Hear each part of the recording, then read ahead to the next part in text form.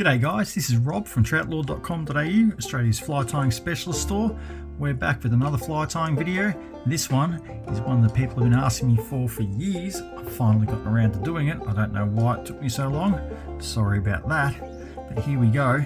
It's the weed fly, specifically for Luderick or Blackfish. This is probably one of the simplest flies you'll ever tie. And if you're looking to start tying your own flies, moving from bait fishing or lures, this is a great starting point. It's so simple and it catches fish. So that's the fella there. Quite simple little design. Mimics weed in the water, a little clump of cabbage weed. And you can see with this material it's fairly translucent. When that gets wet, it looks just like a little gooey lump of weed in the water. With that, it's tied using Tiewell weed dub.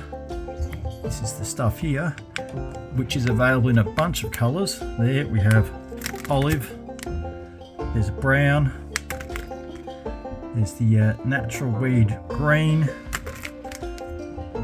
chartreuse, which this one, as you can see, is tied in, and probably the most popular colour is the fluoro green, which has got a little bit more tang to it than what the chartreuse does. So we're going to tie one in this today. You can do it in a number of different hooks. There are mustard and gamakatsu hooks specifically designed for Luderick. Use them if you want. If you can't get a hold of them, we'd like to use one of these fellas. Here we go. It's an Ahrex NS115, the deep streamer hook, here in a size 8. Tie them in size 6, size 10. These are a great hook. I also use them for my heavier carp flies in place of their FW580. It's a very similar hook, but it's got a thicker, heavier wire. It's not going to need much more weight than that for a blackfish fly. You can put lead wire on there if you want, but generally speaking, I think you're better off with natural presentation where it moves around in the water naturally. If you need to get it down, put some split shot on your leader, leave the fly unweighted. So for the thread, again, we can do a number of different options. Generally, I'd look at around about a 6/0, 140 denier thread, something like that. You can use a white, Uni, Danville's, UTC, white thread with a permanent marker if you like, or something a little bit more vibrant and bright like these fluoro chartreuse and fluoro greens. I tend to do all of mine just in an olive. So here we use a Veevus 6/0 in the olive, or what I'm using today is the Uni 6/0 in the olive. It sort of covers all bases for any of the colours that I'm going to be tying with. I don't have to change threads for different ones. So we're going to come in and start wrapping just behind the hook eye, and we'll coat that hook shank up and down, trim off the tag end, and bring our thread to about the centre of the hook. Now the process for tying this weed dubbing in is really quite simple. What I like to do though is fill the rear of the hook in first with some dubbing on the thread. So we take some of these shorter scrappy fibres that are in the bench. I'll explain later how we got those. And we're just going to create a dubbing needle on the thread. It doesn't have to be too fine, just so that it's holding. And then from that halfway point, we're going to wrap back to the bend of the hook, and then tighten that needle up, wrap forward, and bring it up to about the 3/4 mark. That's just going to fill out the hook shank in the back. The rest is going to be folded over it. It'll give us a little bit more bulk and body in it.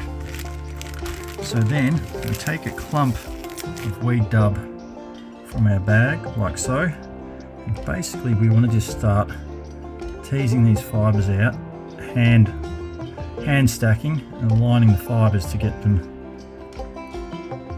all nice and straight and long. Fold them over, stack them up so that we've got, as you can see, about 2 hook shank lengths worth. Then at about the 2/3 mark, I'm going to grab that, a couple of loose wraps, and pull up to secure. Then we'll grab another clump, and again just teasing that out, folding it over and bringing it together in a clump. That's going to go on the underside of the hook, and again 2 loose wraps around it, and this time pulling down on the thread, and we can put a couple of secure firm wraps over that. Once that's done, we just fold the front back like so, and then build a little thread dam in front of it. Now we've come a little shy of the eye of the hook here, so I just like to put just a little extra, fold that back over. There we go.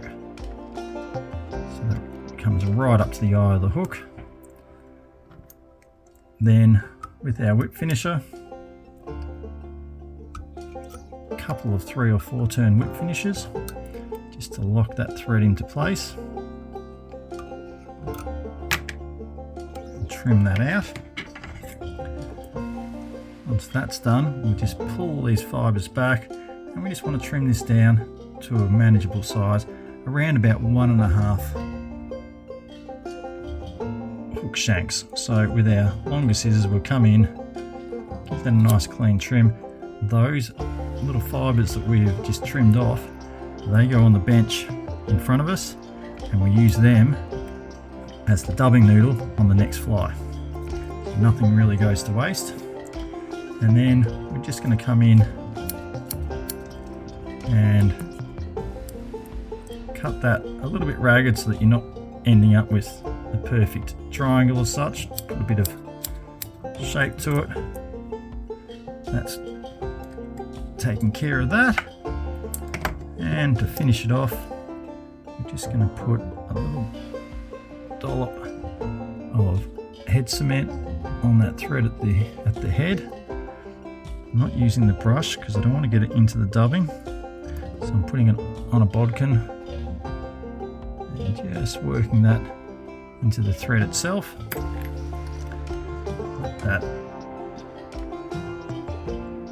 Let that dry, and there you have it. It's a great little fly. Trim that out a little bit at the bottom. You can tie them as scruffy as you like.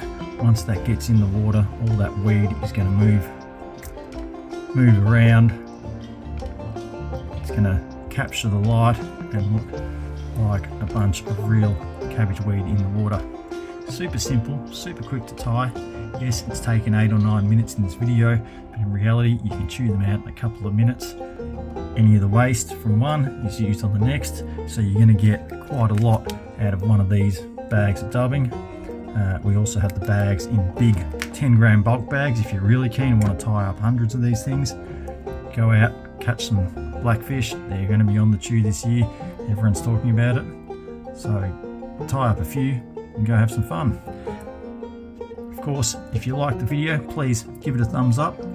If you like what you've seen and want to see more, please subscribe to the channel. The materials for this can be found in the links down below in the description. And of course, thank you for watching and happy tying.